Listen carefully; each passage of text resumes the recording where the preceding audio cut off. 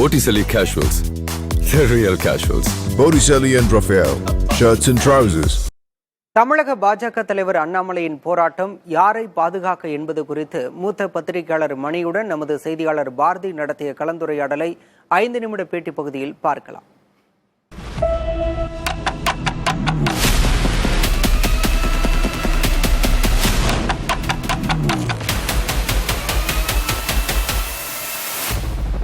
பாஜக தலைவர் திரு அண்ணாமலை நடத்திய நூதன போராட்டம் சமூக வலைதளங்களையும் மக்களிடத்திலும் ஒரு பெரிய பேசுபொருளாக இருக்கு. இது பற்றி நம்மோடு பேசுவதற்காக மூத்த பத்திரிகையாளர் திரு மணி இருக்காரு, பேசுவோம். அதாவது திமுக அரசாங்கத்தை காப்பாற்றக்கூடிய வேலையை அண்ணாமலை செய்து கொண்டிருக்கிறார். ஏன்னு கேட்டிங்கன்னா ஆங்கிலத்தில் சொல்கிறதுனா instead of debating action we are debating reaction. Anna பல்கலைக்கழகத்தில் அந்த மாணவிக்கு நடந்த கொடுமை என்பது தான் ஆக்ஷன். ஆனால் அதை விவாதிக்காமல் அதற்கு எதிர்வினை ஆற்றிய ஒருவரை ஒரு கட்சியோட ஒரு பொறுப்புமிக்க ஒரு கட்சி நாட்டை ஆளக்கூடிய கட்சியோட தலைவருடைய சிறுபிள்ளைத்தனமான முறைகேடான ஒரு போராட்டத்தை பற்றி நாம் விவாதித்து கொண்டிருக்கிறோம். சவுக்கால தன்னை அடித்துக் கொள்வது என்பதெல்லாம் அபத்தமானது ஒரு விளையாட்டு. தீமை சமூகத்தில் இழைக்கப்படும் பொழுது நாம் நம்முடைய எதிர்வினை எப்படி ஆற்ற வேண்டும் என்பதற்கு பல வழிமுறைகள் இருக்கின்றன. உலகில் யாருமே கண்டறியாத வழிமுறைகளை நமக்கு சொல்லித் தந்தவர் தேசப்பிதா மகாத்மா காந்தி.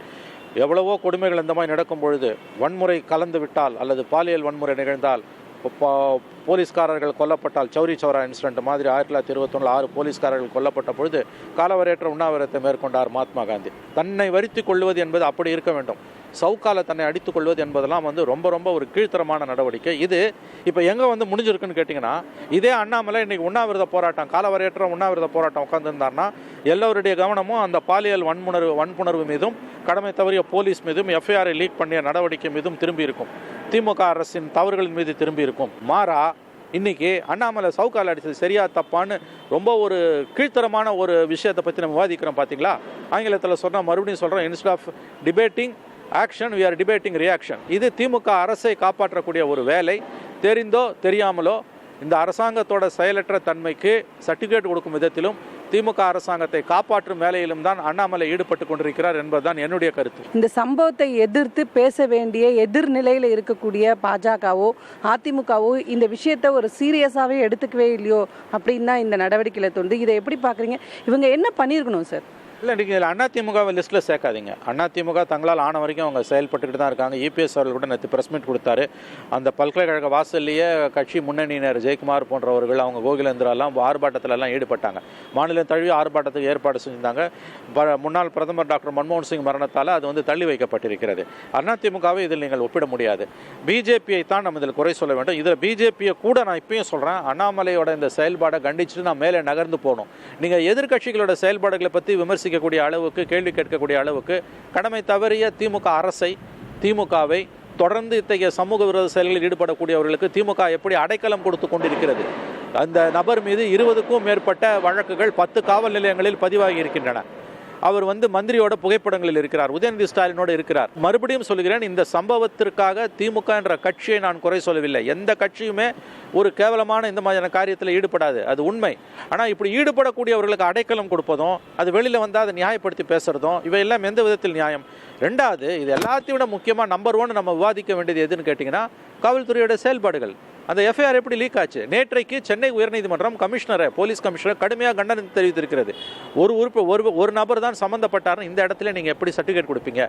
இது ஐஓக்கு இன்வெஸ்டிகேட்டிவ் ஆஃபீஸருக்கு என்ன ஒரு சமிக்கையை, என்ன ஒரு மெசேஜை கொடுக்கும்? எந்த விதிகளின் அடிப்படையில் இந்த மாதிரியான ப்ரெஸ் கான்ஃபரன்ஸ் நீங்கள் நடத்துறீங்க? நீங்கள் எப்படி இந்த விசாரணையோட ஆரம்ப கட்டத்தில் நீங்கள் ஒரே ஒருவர் தான் சம்மந்தப்பட்டிருக்கிறார் என்று எப்படி முடிவு செய்ய முடியும்னு கோர்ட்டு கேள்வி கேட்குது. நேற்று இதையெல்லாம் நாம் விவாதிக்காமல் அண்ணாமலை சவுக்கால் அடிச்சதை பற்றி விவாதிக்கிறோம். ஆகவே அண்ணாமலை யாருக்காக வேலை செய்கிறார் என்பதை இதிலிருந்து நீங்கள் புரிந்து கொள்ளலாம். ஒரு பத்திரிகையாளராக பல கேஸில் இதை மாதிரி இவ்வளோ வருஷத்தில் நீங்கள் பார்த்துருப்பீங்க. இந்த இஷ்யூஸ் வெறும் சட்டத்தாலையும் அரசாலையும் மட்டுமே சரி செஞ்சிட முடியுமா சார்?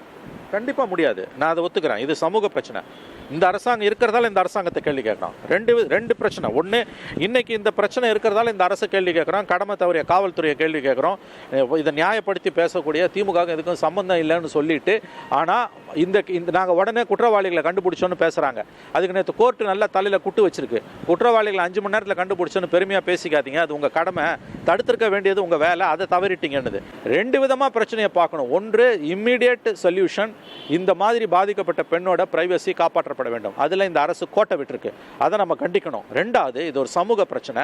நிச்சயமாக இதில் பாதிக்கப்பட்ட பெண்களுக்கு இருக்கக்கூடிய அந்த ஸ்டிக்மாவை நம்ம அகற்றணும். அது பெரிய அளவில் பேச வேண்டிய பிரச்சனை. அதை கொண்டு முதல்ல வைக்கிறது மூலமாக இந்த அரசாங்கத்துக்கு, திமுக அரசாங்கத்துக்கு நீங்கள் முட்டு கொடுக்கிறீர்கள் என்பதுதான் என்னுடைய குற்றச்சாட்டு.